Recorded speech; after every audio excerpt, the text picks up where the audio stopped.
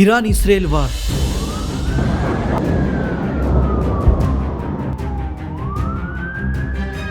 ಈ ವಾರಿಂದ stock market daily ಕೆಳಗೆ ಬೀಳ್ತಾ ಇತ್ತು. ಕಳೆದ 15 ದಿವಸದಲ್ಲಿ ಎಷ್ಟೋ ಇನ್ವೆಸ್ಟರ್ಗಳ ಪೋರ್ಟ್ಫೋಲಿಯೋ 20-30% ಡೌನ್ ಆಗೋಗಿದೆ.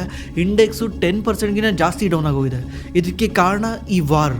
ಕಳೆದ ಸೋಮವಾರನೇ ಮಾರ್ಕೆಟು 2.5% ಡೌನ್ ಆಗಿರುತ್ತೆ ಒಂದೇ ಒಂದು ದಿವಸದಲ್ಲಿ. ಈ ನ್ಯೂಸ್ ಚಾನಲ್ಗಳು ಹೇಳ್ದಂಗೆ ಎಷ್ಟೋ ಲಕ್ಷ ಕೋಟಿ ಇನ್ವೆಸ್ಟರ್ಸ್ ಲಾಸ್ ಮಾಡ್ಕೊಂಡಿದ್ದಾರೆ. ಬಟ್ ಇವಾಗ ಸಡನ್ಲಿ ಮಾರ್ಕೆಟು ಮೇಲ್ ಹೋಗ್ತಾ ಇದೆ. ನಿನ್ನೆಯಿಂದ ಇವತ್ತಿಗೆ ಕಂಪೇರ್ ಮಾಡಿದ್ರೆ ಮಾರ್ಕೆಟು 4% ಜಾಸ್ತಿ ಮೇಲೋಗಿದೆ. ಅದೇ ರೀತಿ ನಮ್ಮ ಮಾರ್ಕೆಟ್ ಡೌನ್ ಆಗೋಕ್ಕೆ ಮೇನ್ ಕಾರಣ ಆಗಿರೋ ಕ್ರೂಡ್ ಆಯಿಲ್ ಕೂಡ ಡೌನ್ ಆಗ್ತಾ ಇದೆ. ಇದೆಲ್ಲ ನೋಡ್ತಿದ್ರೆ ನಮ್ಗನ್ಸುತ್ತೆ ವಾರ್ ಸ್ಟಾಪ್ ಆಗ್ತಾ ಇದೆ ಅಂತ. ಬಟ್ ರಿಯಾಲಿಟಿ ಬೇರೆನೇ ಇದೆ. ಹಾಗಿದ್ರೆ ಮಾರ್ಕೆಟ್ ಯಾಕೆ ಮೇಲ್ ಹೋಗ್ತಾ ಇದೆ? ವಾರು ಕಂಪ್ಲೀಟ್ಲಿ ಸ್ಟಾಪ್ ಆಯ್ತಾ ಅಥವಾ ಸ್ಟಾಪ್ ಆಗೋ ಸಿಗ್ನಲ್ ಸಿಗ್ತಾ ಇದೆಯಾ? ನೋಡಿ, ಇದು ವಾರ್ ಏನಕ್ಕಾಯ್ತು ಎತ್ತಾಯ್ತು ಅಂತೆಲ್ಲ ನಿಮಗೆ ಗೊತ್ತೇ ಇರುತ್ತೆ. ಅದ್ರ ಬಗ್ಗೆ ನಾನು ಎಕ್ಸ್ಪ್ಲೇನ್ ಮಾಡೋಕೆ ಹೋಗಲ್ಲ. ಬಟ್ ಮಂಡೇ ಸ್ಟಾಕ್ ಮಾರ್ಕೆಟ್ ಯಾಕೆ ಕೆಳಗೆ ಬಿದ್ದಿತ್ತು ಅಂದರೆ ಇದಕ್ಕೆ ಕಾರಣ ಟ್ರಂಪು ಒಂದು ಟ್ವೀಟ್ ಮಾಡಿ ಹೇಳಿರ್ತಾನೆ, ಇರಾನ್ ಬಂದ್ಬಿಟ್ಟು ಇರಾನ್ದು ಸ್ಟ್ರೈಟ್ ಆಫ್ ಹಾರ್ಮುಸ್ ಏನಿದೆಯಲ್ಲ ಅದನ್ನ ಓಪನ್ ಮಾಡಲಿಲ್ಲದ್ರೆ ಇರಾನ್ನ ಪವರ್ ಪ್ಲಾಂಟ್ಗಳ ಮೇಲೆ ನಾವು ಅಟ್ಯಾಕ್ ಮಾಡ್ತೀವಿ ಅಂತ ಟ್ರಂಪ್ ಹೇಳಿರ್ತಾನೆ. ಇದಕ್ಕೆ ಟ್ರಂಪ್ 48 ಗಂಟೆ ಟೈಮ್ ಕೊಟ್ಟಿರ್ತಾನೆ. 48 ಗಂಟೆ ಒಳಗೆ ನೀವು ಇದನ್ನ ಓಪನ್ ಮಾಡ್ಬೇಕಂತ. ಮಾರ್ಕೆಟ್ ಇದೊಂದೇ ನ್ಯೂಸ್ಗೆ ಎದುರ್ಕೊಂಡಿರುತ್ತೆ. ಯಾಕಂದ್ರೆ ಈ ಟ್ರಂಪ್ ಏನೋ ಹೇಳ್ಬಿಟ್ಟ ನಾನು ಹೋಗಿ ಪವರ್ ಪ್ಲಾಂಟ್ ಮೇಲೆ ಅಟ್ಯಾಕ್ ಮಾಡ್ತೀನಿ ಅಂತ. ಬಟ್ ಅಟ್ಯಾಕ್ ಮಾಡಿದ ತಕ್ಷಣ ಏನಾಗ್ಬಿಡುತ್ತೆ, ಇರಾನ್ ಅಲ್ಲಿ ಪೂರ್ತಿ ಕತ್ಲೆ ಆಗ್ಬಿಡುತ್ತೆ, ಎಲೆಕ್ಟ್ರಿಸಿಟಿ ಇಲ್ದಂಗೆ ಆಗುತ್ತೆ. ಅವಾಗ ಇರಾನ್ ನೋಡ್ಕೊಂಡು ಸುಮ್ ಕೂತ್ಕೊಳುತ್ತಾ? ಇರಾನ್ ರಿಟಾಲಿಯೇಟ್ ಮಾಡೇ ಮಾಡುತ್ತೆ. ಇರಾನ್ ವಾಪಸ್ ಏನಾದರೂ ಅಟ್ಯಾಕ್ ಮಾಡೇ ಮಾಡುತ್ತೆ. ಅವಾಗ ಇರಾನು ಈ ಗಲ್ಫ್ ಕಂಟ್ರಿಗಳಲ್ಲಿ ಏನಿದಾವಲ್ಲ ಈ ಡಿಸಾಲಿನೇಷನ್ ಪ್ಲಾಂಟ್ಗಳು ಅದ್ರ ಮೇಲೆ ಅಟ್ಯಾಕ್ ಮಾಡುತ್ತೆ. ಅಂದ್ರೆ ನೀರನ್ನ ಶುದ್ಧೀಕರಣ ಮಾಡುವಂಥ ಪ್ಲಾಂಟ್ಗಳು. ಯಾಕಂದ್ರೆ ನಿಮಗೆ ಗೊತ್ತೇ ಇದೆ, ಈ ಗಲ್ಫ್ ಕಂಟ್ರಿಗಳ ಹತ್ರ ಯಾವುದೇ ರೀತಿ ನದಿ ಇಲ್ಲ ಅಂದ್ರೆ ಇವರಿಗೆ ಸಿಹಿ ನೀರು ಇರಲ್ಲ. ಸಿಹಿ ನೀರು ಇಲ್ದಿದ್ದ ಕಾರಣ ಇವ್ರು ಏನ್ ಮಾಡ್ತಾರೆ, ಸಮುದ್ರದ ನೀರನ್ನ ಪ್ಯೂರಿಫೈ ಮಾಡಿ ಕುಡಿತಾರೆ, ಯೂಸ್ ಮಾಡ್ತಾರೆ. ಇವಾಗ ಇರಾನ್ ಏನಾದ್ರು ಈ ವಾಟರ್ ಪ್ಲಾಂಟ್ ಮೇಲೆ ಅಟ್ಯಾಕ್ ಮಾಡಿದ್ರೆ ಎಂಟೈರ್ ಮಿಡಲ್ ಈಸ್ಟ್ಗೆ ನೀರಿಲ್ದಂಗೆ ಆಗ್ಬಿಡುತ್ತೆ, ಕುಡಿಯೋಕ್ಕೆ ನೀರಿಲ್ದಂಗೆ ಆಗ್ಬಿಡುತ್ತೆ. ಅವಾಗ ಎಷ್ಟು ದಿವಸ ತಡ್ಕೊಂಡಿರಕ್ಕಾಗುತ್ತೆ? ಪ್ಯಾನಿಕ್ ಕ್ರಿಯೇಟ್ ಆಗುತ್ತೆ. ಇದರಿಂದ ಈ ವಾರ್ ಯಾವಾಗ ನಿಲ್ಲುತ್ತೋ ಏನೋ ಅಂತ ಮಾರ್ಕೆಟ್ಗೆ ಫುಲ್ ಕನ್ಫ್ಯೂಸ್ ಆಗ್ಬಿಟ್ಟು ಮಾರ್ಕೆಟ್ ರಿಯಾಕ್ಟ್ ಮಾಡ್ತಾ ಇತ್ತು, ಡೌನ್ ಮಾಡ್ತಾ ಇತ್ತು ಮಾರ್ಕೆಟ್ನ. ಯಾಕಂದ್ರೆ ಈ ತರ ಎಲ್ಲಾನು ಆಗ್ತಾನೆ ಹೋದ್ರೆ ವಾರ್ ನಿಂತ್ಕೊಳ್ಳೋ ಆಪ್ಷನ್ನೇ ಇಲ್ಲ. ಅವ್ರು ಇವ್ರ ಮೇಲೆ ಅಟ್ಯಾಕ್ ಮಾಡ್ತಾರೆ, ಇವ್ರು ಅವ್ರ ಮೇಲೆ ಅಟ್ಯಾಕ್ ಮಾಡ್ತಾರೆ. ಅದಕ್ಕೇನೆ ಮಾರ್ಕೆಟ್ ತುಂಬಾ ರಿಯಾಕ್ಟ್ ಮಾಡ್ತಾ ಇರುತ್ತೆ, ಕ್ರೂಡ್ ಆಯಿಲ್ ಎಲ್ಲಿ ಹೋಗುತ್ತೋ ಏನೋ ಅಂತ. ಬಟ್ ಈ ತರ 48 ಗಂಟೆ ಟೈಮ್ ಕೊಟ್ಟಿದ್ದ ಈ ಟ್ರಂಪ್ ಸಡನ್ ಆಗಿ ಬಂದ್ಬಿಟ್ಟು ಇದನ್ನ 5 ದಿವಸ ಎಕ್ಸ್ಟೆಂಡ್ ಮಾಡ್ತಾನೆ. 5 ದಿವಸ ಎಕ್ಸ್ಟೆಂಡ್ ಮಾಡ್ಬಿಟ್ಟು ಇಲ್ಲಿ ಪ್ರೊಡಕ್ಟಿವಿಟಿ ಟಾಕ್ ನಡೀತಾ ಇದೆ, ನಾವು ಮಾತಾಡ್ತಾ ಇದೀವಿ, ಇರಾನ್ ರೆಸ್ಪಾನ್ಸ್ ಮಾಡ್ತಾ ಇದೆ. ಅದಕ್ಕೆ ಇವಾಗ ನಾವೇನ್ ಮಾಡ್ತೀವಿ ಅಂದ್ರೆ ನೆಕ್ಸ್ಟ್ 5 ಡೇಸ್ ಯಾವುದೇ ರೀತಿ ಅಟ್ಯಾಕ್ ಮಾಡಲ್ಲ ಇರಾನ್ ಮೇಲೆ, ವಾರ್ನ ಸ್ಟಾಪ್ ಮಾಡಿಸ್ತೀವಿ. ನೆಕ್ಸ್ಟ್ 5 ಡೇಸ್ ಏನಾದ್ರೂ ಈ ಪ್ರೊಡಕ್ಟಿವ್ ಟಾಕ್ ಕೈ ಹಿಡಿಲಿಲ್ಲದ್ರೆ ಈ ವಾರ್ನ ಇನ್ನೂ ಜಾಸ್ತಿ ಕಂಟಿನ್ಯೂ ಮಾಡ್ತೀವಿ ಅಂತ ಟ್ರಂಪ್ ಹೇಳಿರ್ತಾರೆ. ಇದರಿಂದ ಮಾರ್ಕೆಟ್ ಮೇಲ್ ಹೋಗಕ್ಕೆ ಸ್ಟಾರ್ಟ್ ಆಗುತ್ತೆ. ಬಟ್ ಈ ತರ ಆದ್ಮೇಲೆ ಕೂಡ ವಾರ್ ನಡೀತಾನೆ ಇದೆ, ವಾರ್ ಆಗ್ತಾನೆ ಇದೆ. ಹಾಗಿದ್ರೆ ಈ ವಾರ್ ನಿಲ್ಲದೇ ಇಲ್ವಾ? ಈ ವಾರ್ ನಿಲ್ತಿಲ್ಲ ಅಂದ್ಮೇಲೆ ಮಾರ್ಕೆಟ್ ಏನಕ್ಕೆ ಮೇಲ್ ಹೋಗ್ತಾ ಇದೆ? ಹಾಗಿದ್ರೆ ವಾರ್ ಸ್ಟಾಪ್ ಆಗಿದೆಯಾ? ಆ ತರ ಏನೂ ಇಲ್ಲ. ವಾರು ಕಂಟಿನ್ಯೂಸ್ಲಿ ನಡೀತಾನೆ ಇದೆ. ಈವನ್ US ಮತ್ತೆ ಇಸ್ರೇಲ್ ಕೀಪ್ ಆನ್ ಅಟ್ಯಾಕ್ ಮಾಡ್ತಾನೆ ಇದ್ದಾರೆ ಇರಾನ್ ಮೇಲೆ. ಇರಾನ್ನ ರಾಜಧಾನಿ ಆಗಿರೋ ತೆಹರಾನ್ ಮೇಲೆ ಡೈಲಿ ಅಟ್ಯಾಕ್ ಮಾಡ್ತಾನೆ ಇದ್ದಾರೆ. ಅದೇ ರೀತಿ ಇರಾನ್ ಕೂಡ ಇಸ್ರೇಲ್ ಮೇಲೆ ಅಟ್ಯಾಕ್ ಮಾಡ್ತಾ ಇದೆ. ಇಸ್ರೇಲ್ನ ರಾಜಧಾನಿ ಆಗಿರೋ ತೆಲ್ ಅವೀವಲ್ ಕೂಡ ಇವ್ರು ಅಟ್ಯಾಕ್ ಮಾಡ್ತಾನೆ ಇದ್ದಾರೆ. ಡೈಲಿ 16 ಜನ ಸಾಯ್ತಾ ಇದ್ದಾರೆ, ಎಷ್ಟೋ ಜನ ಗಾಯಗೊಳ್ತಾ ಇದ್ದಾರೆ. ಇದ್ರದ್ದು ರಿಪೋರ್ಟ್ ಡೈಲಿ ಬರ್ತಾನೆ ಇದಾವೆ. ಈ ವಾರ್ ಸ್ಟಾರ್ಟ್ ಆಗಿದ್ದು 28 ಫೆಬ್ರವರಿ. ಇವತ್ತು ಆಲ್ರೆಡಿ 25 ಮಾರ್ಚ್. ಅರೌಂಡ್ 26-27 ದಿವಸದಿಂದನೂ ಈ ವಾರ್ ನಡೀತಾನೆ ಇದೆ. ಮತ್ತೆ ಸಮ್ ರಿಪೋರ್ಟ್ಸ್ ಹೇಳ್ತಾ ಇದಾವೆ, US ತನ್ನ ಟ್ರೂಪ್ಸ್ ನ ಮಿಡಲ್ ಈಸ್ಟಿಗೆ ಕರ್ಸ್ಕೊಂತಾ ಇದೆ. ಸುಮಾರು 1000-3000 ಟ್ರೂಪ್ಸ್ ನ ಮಿಡಲ್ ಈಸ್ಟಿಗೆ ಕರ್ಸ್ಕೊಂತಾ ಇದೆ.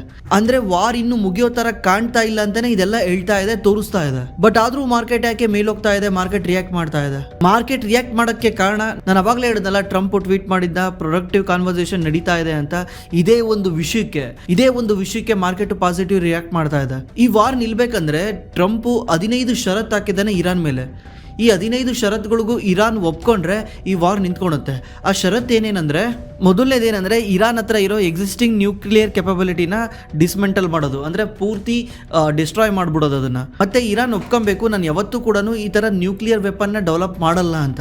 ಮತ್ತೆ ಇರಾನು ಈ ಯುರೇನಿಯಂ ಎನ್ರಿಚ್ಮೆಂಟ್ ನ ಮಾಡೋದನ್ನ ಸ್ಟಾಪ್ ಮಾಡಿಬಿಡ್ಬೇಕು. ಎನ್ರಿಚ್ಮೆಂಟ್ ಅಂದ್ರೆ ಇದು ಎಷ್ಟು ಜಾಸ್ತಿ ಎನ್ರಿಚ್ ಆಗುತ್ತೋ ಅವಾಗ್ಲೇನೆ ನ್ಯೂಕ್ಲಿಯರ್ ವೆಪನ್ ನ ತಯಾರು ಮಾಡೋಕ್ಕಾಗುತ್ತೆ. ಎನ್ರಿಚ್ ಮಾಡೋದನ್ನ ಸ್ಟಾಪ್ ಮಾಡಬೇಕು ಅಂತ US ಹೇಳ್ತಾ ಇದೆ. ಅದೇ ರೀತಿ ಬೇರೆ ಬೇರೆ ಷರತ್ತುಗಳನ್ನ ಹಾಕಿದೆ. ಸ್ಟ್ರೈಟ್ ಆಫ್ ಹಾರ್ಮೋಸ್ ನ ಯಾವತ್ತು ಟಚ್ ಮಾಡಬಾರ್ದು. ಮತ್ತೆ ನೀವು ರಿಲಿಜಿಯಸ್ ಪ್ರಾಕ್ಸಿ ಮಾಡ್ತೀರಲ್ವಾ, ಇವ್ರು ರಿಲಿಜಿಯಸ್ ಪ್ರಾಕ್ಸಿ ಮಾಡ್ತಾರೆ. ಅಂದ್ರೆ ಇವ್ರೇನ್ ಮಾಡ್ತಾರೆ, ಇವ್ರು ಡೈರೆಕ್ಟ್ಲಿ ಹೋಗಿ ಫೈಟ್ ಮಾಡ್ದಲೆ ಇವರು ರಿಲಿಜಿಯಸ್ ಆರ್ಗನೈಸೇಷನ್ಗಳನ್ನ ಹುಟ್ಟಾಕಿದ್ದಾರೆ. ಇದು ಏನ್ ಮಾಡುತ್ತೆ, ಇಂಡೈರೆಕ್ಟ್ಲಿ ವಾರ್ ಮಾಡುತ್ತೆ. ಇವರು ಲೆಬಿನಾನ್ ಅಲ್ಲಿ ಹೆಜ್ಬುಲ್ಲಾನ ಹುಟ್ಟಾಕಿದ್ದಾರೆ, ಮತ್ತೆ ಯೆಮೆನ್ ನಲ್ಲಿ ಹೂತೀಸ್ ನ ಹುಟ್ಟಾಕಿದ್ದಾರೆ, ಮತ್ತೆ ಗಾಜಾದಲ್ಲಿ ಹಮಾಸ್ ನ ಹುಟ್ಟಾಕಿದ್ದಾರೆ. ಇದೇ ರೀತಿ ಒಂದು 4 ರಿಲಿಜಿಯಸ್ ಆರ್ಗನೈಸೇಷನ್ ಹುಟ್ಟಾಕಿದ್ದಾರೆ. ಇವೇನ್ ಮಾಡ್ತವೆ, ಇವು ಡೈರೆಕ್ಟ್ಲಿ ಅಟ್ಯಾಕ್ ಮಾಡ್ದಲೆ ಇಂಡೈರೆಕ್ಟ್ಲಿ ಇಸ್ರೇಲ್ ಮೇಲೆ ಅಟ್ಯಾಕ್ ಮಾಡ್ತಾನೆ ಇರ್ತಾರೆ. ಈ ಕಾರಣದಿಂದ ಇಸ್ರೇಲ್ ಯಾವಾಗ್ಲೂ ವಾರ್ ಮಾಡ್ತಾ ಇರುತ್ತೆ. ಅದಕ್ಕೇನೆ ಅಮೆರಿಕ ಏನ್ ಹೇಳಿದೆ, ಈ ಎಲ್ಲಾ ರಿಲಿಜಿಯಸ್ ಪ್ರಾಕ್ಸಿಗಳನ್ನ ಸ್ಟಾಪ್ ಮಾಡಬೇಕು ಅಂತ ಅಮೆರಿಕ ಹೇಳ್ತಾ ಇದೆ.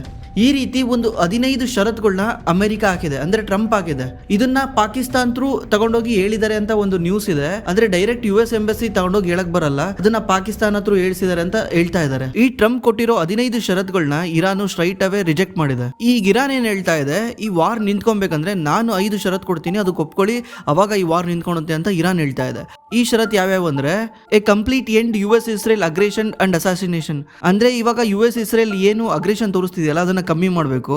ಇದನ್ನ ಮುಂದೆ ಆಗ್ಲಿಲ್ದಂಗೆ ಸೇಫ್ ಗಾರ್ಡ್ ಆಗಿ ನೋಡ್ಕೊಬೇಕು. ಅಂದ್ರೆ ಮತ್ತೆ ಈ ತರ ವಾರು ಮುಂದೆ ಆಗ್ಲಿಲ್ದಂಗೆ ಸೇಫ್ ಗಾರ್ಡ್ ಆಗಿ ನೋಡ್ಕೊಬೇಕು. ಮತ್ತೆ ಕ್ಲಿಯರ್ ಅಂಡ್ ಗ್ಯಾರಂಟಿಡ್ ಆಗಿ ಕಾಂಪನ್ಸೇಷನ್ ಕೊಡಬೇಕು. ಇವಾಗ ಏನೇನು ಲಾಸ್ ಆಗಿದೆಯಲ್ಲ ಮತ್ತೆ ಡ್ಯಾಮೇಜ್ ಆಗಿದೆಯಲ್ಲ ಅದನ್ನೆಲ್ಲನೂ ಲಾಸ್ನ ತುಂಬಿಕೊಡ್ಬೇಕು.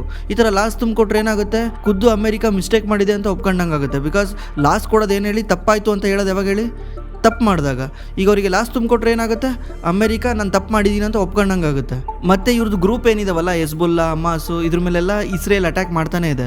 ಇದನ್ನು ಸ್ಟಾಪ್ ಮಾಡಬೇಕು, ಅವ್ರ ಮೇಲೆ ಅಟ್ಯಾಕ್ ಮಾಡೋದನ್ನು ಸ್ಟಾಪ್ ಮಾಡ್ಬೇಕಂತ ಹೇಳ್ತಾ ಇದೆ. ನಮ್ಮ ಮೇಲಿರೋ ವಾರ್ ಮಾತ್ರ ಸ್ಟಾಪ್ ಮಾಡಬೇಡಿ, ಅವ್ರ ಮೇಲಿರೋ ವಾರ್ ಕೂಡ ಸ್ಟಾಪ್ ಮಾಡಿ ಅಂತ ಹೇಳ್ತಾ ಇದೆ. ಮತ್ತೆ ಇರಾನ್ ಏನು ಹೇಳ್ತಾ ಇದೆ, ಈ ಹಾರ್ಮೋಸ್ ಇದೆಯಲ್ಲ, ಸ್ಟ್ರೈಟ್ ಆಫ್ ಹಾರ್ಮೋಸು, ಇದ್ರ ಕಂಟ್ರೋಲ್ ನಮ್ಮ ಕೈಯಲ್ಲಿದೆ, ಜಗತ್ತು ಇದನ್ನ ಒಪ್ಕೊಬೇಕು, ಅಕ್ಸೆಪ್ಟ್ ಮಾಡಬೇಕು, ಇದು ಇರಾನ್ನ ಅಫಿಷಿಯಲ್ ಜಾಗ ಅಂತ ಜಗತ್ತು ಅಕ್ಸೆಪ್ಟ್ ಮಾಡಬೇಕು ಅಂತ ಇರಾನ್ ಹೇಳ್ತಾ ಇದೆ. ಈ 5 ಕಂಡೀಷನ್ಗೆ ಒಪ್ಕೊಂಡ್ರೆ ವಾರ್ ನಿಲ್ಲುತ್ತೆ ಅಂತ ಇರಾನ್ ಇವಾಗ ಅಮೆರಿಕಕ್ಕೆ ಉತ್ತರ ಕೊಡ್ತಾ ಇದೆ. ಅಂದ್ರೆ ಈಗ ವಾರ್ ನಿಲ್ಸೋದು ಅಮೆರಿಕ ಕೈಯಲ್ಲಿಲ್ಲ, ಇರಾನ್ ಕೈಯಲ್ಲಿದೆ ಅಂತ ಇರಾನ್ ಹೇಳ್ತಾ ಇದೆ. ಬಟ್ ಆದ್ರೂ ಕೂಡ ಮಾರ್ಕೆಟ್ ಯಾಕೆ ಮೇಲೆ ಹೋಗ್ತಾ ಇದೆ, ಮಾರ್ಕೆಟ್ಗೆ ಇವಾಗ ಅನ್ಸಿದೆ ಇವರು ಇಷ್ಟು ದಿವಸ ಇವರು ಈ ತರ ಮಾತಾಡ್ತಾ ಇರಲಿಲ್ಲ. ಈವನ್ ಟ್ರಂಪ್ ಆಗಲಿ ಯಾರಾಗಲಿ ಈ ತರ ಕುತ್ಕೊಂಡು ಮಾತಾಡೋಣ ಈ ತರ ಯಾವುದೇ ರೀತಿ ಮಾತಾಡ್ತಿರ್ಲಿಲ್ಲ.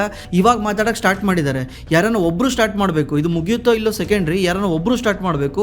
ಒಬ್ರು ಸ್ಟಾರ್ಟ್ ಮಾಡಿದ್ದಾರೆ ಅಂದ್ರೆ ಇದು ಮುಗಿಯೋ ತರನೇ ಕಾಣುತ್ತೆ, ಇಲ್ಲ ಅಂದ್ರೆ ಇದು ಬೇಗ ಮುಗಿಯೋ ತರ ಕಾಣ್ತಾ ಇರಲಿಲ್ಲ. ಮತ್ತೆ ಮಾರ್ಕೆಟಿಗೆ ಭಯ ಇದ್ದಿದ್ದೇನೆ ಟ್ರಂಪ್ ಇರಾನ್ನ ಪವರ್ ಪ್ಲಾಂಟ್ ಮೇಲೆ ಅಟ್ಯಾಕ್ ಮಾಡ್ತಾನೆ ಅಂತ. ಆ ಪವರ್ ಪ್ಲಾಂಟ್ ಮೇಲೆ ಅಟ್ಯಾಕ್ ಮಾಡೋದನ್ನ 5 ದಿವಸ ಮುಂದೆ ಹಾಕಿದೀವಿ ಈ ತರ ಎಲ್ಲ ಹೇಳಿದ ತಕ್ಷಣ ಮಾರ್ಕೆಟ್ ಸ್ವಲ್ಪ ರಿಯಾಕ್ಟ್ ಮಾಡೋದು ಕಮ್ಮಿ ಮಾಡಿದೆ.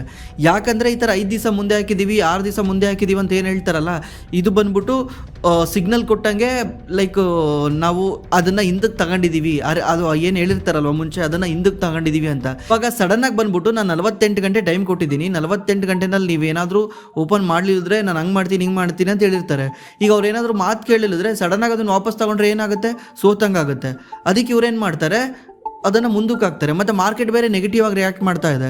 ಮತ್ತೆ ನಿಮಗೆ ಗೊತ್ತಿರ್ಬೋದು, ಅಮೆರಿಕಾದಲ್ಲಿ 62% ಜನ ಸ್ಟಾಕ್ ಮಾರ್ಕೆಟಲ್ಲಿ ಇನ್ವೆಸ್ಟ್ ಮಾಡ್ತಾರೆ. ನಮ್ಮ ಇಂಡಿಯಾದಲ್ಲಿ ರೈತರಿದ್ದಂಗೆ ಅವರು. ಇಂಡಿಯಾದಲ್ಲಿ ರೈತರನ್ನ ಯಾವ ರೀತಿ ಗೌರ್ಮೆಂಟು ಹೊಲ್ಸಕ್ಕೆ ಟ್ರೈ ಮಾಡುತ್ತೆ, ವೋಟ್ ಬ್ಯಾಂಕ್ ಥರ ಯೂಸ್ ಮಾಡ್ಕೊಳುತ್ತೆ, ಅದೇ ರೀತಿ ಅಮೆರಿಕಾದಲ್ಲಿ ಸ್ಟಾಕ್ ಮಾರ್ಕೆಟಲ್ಲಿ ಇನ್ವೆಸ್ಟ್ ಮಾಡೋರನ್ನ ಗೌರ್ಮೆಂಟು ವೋಟ್ ಬ್ಯಾಂಕ್ ಥರ ಯೂಸ್ ಮಾಡ್ಕೊಳುತ್ತೆ. ಅಲ್ಲಿ ಮಾರ್ಕೆಟ್ ಡೌನ್ ಆಗ್ತಿರೋ ಕಾರಣದಿಂದ ಪ್ರೆಸಿಡೆಂಟ್ ಮೇಲೆ ಪ್ರೆಷರ್ ಇತ್ತು. ಈ ಪ್ರೆಸಿಡೆಂಟ್ ಡೈರೆಕ್ಟಾಗಿ ಬಂದ್ಬಿಟ್ಟು ನಾನು 48 ಗಂಟೆ ಟೈಮ್ ಕೊಟ್ಟಿದ್ನಲ್ಲ ಅದನ್ನು ವಾಪಸ್ ತೊಗೊಳ್ತೀನಿ ಅಂತ ಹೇಳಕ್ಕೆ ಬರಲ್ಲ. ಅದಕ್ಕೆ ಅವನೇನು ಹೇಳ್ದ, ಇಲ್ಲ ಇದನ್ನು 5 ದಿವಸ ಮುಂದೆ ಹಾಕ್ತೀನಿ, 5 ದಿವಸ ಮುಂದೆ ಹಾಕಿ ಟೈಮ್ ಕೊಡ್ತೀನಿ ಅಂತ ಹೇಳ್ತಾ ಇದ್ದಾರೆ. ನಮ್ಗನ್ನಿಸ್ದಂಗೆ ಮತ್ತೆ ಇದನ್ನೊಂದು 2 ದಿವಸ ಮುಂದೆ ಹಾಕ್ತಾರೆ. ಇಲ್ಲಿ ಮಾತುಕತೆ ಆಗ್ತಾ ಇದೆ, ಇನ್ನೂ ಸ್ಟಿಲ್ ನಡೀತಾ ಇದೆ ಅಂತ ಮುಂದೆ ಹಾಕ್ತಾರೆ. ಇದರಿಂದ ಮಾರ್ಕೆಟ್ಗೆ ಒಂದು ಸಮಾಧಾನ ಸಿಕ್ಕಿದೆ. ಬಟ್ ಇದೇ ರಿಯಲ್ ಅಲ್ಲ, ಈಗ ಸಮಾಧಾನ ಸಿಕ್ಕಿದೆ ಅಷ್ಟೇನೆ. ಈ ಥರ ಎಲ್ಲ ರೀಸನ್ ನೋಡ್ಕೊಂಡು ಸ್ಟಾಕ್ ಮಾರ್ಕೆಟ್ ಇವಾಗ ಪಾಸಿಟಿವ್ ಆಗಿ ರಿಯಾಕ್ಟ್ ಮಾಡ್ತಾ ಇದೆ. ಮತ್ತೆ ಇಂಡಿಯನ್ ಸ್ಟಾಕ್ ಮಾರ್ಕೆಟ್ ಮೇಲೆ ಹೋಗೋಕ್ಕೆ ಮೇನ್ ಕಾರಣ ಬಂದ್ಬಿಟ್ಟು ಕ್ರೂಡ್ ಆಯಿಲ್ ಪ್ರೈಸ್ ಫಾಲ್ ಆಗ್ತಾ ಇದೆ. Crude oil every day fall ಆಗ್ತಾ ಇದೆ. ನೀವು ಬ್ರೆಂಟ್ ಕ್ರೂಡ್ ನೋಡಿರ್ಬೋದು, ಇವತ್ತೊಂದು 6% ಡೌನ್ ಆಗಿದೆ. ಸೋಮವಾರ $108 ಇದ್ದ ಈ ಬ್ರೆಂಟ್ ಕ್ರೂಡ್ ಇವತ್ತಿಗೆ ಆಲ್ರೆಡಿ 95ಕ್ಕೆ ಬಂದಿದೆ.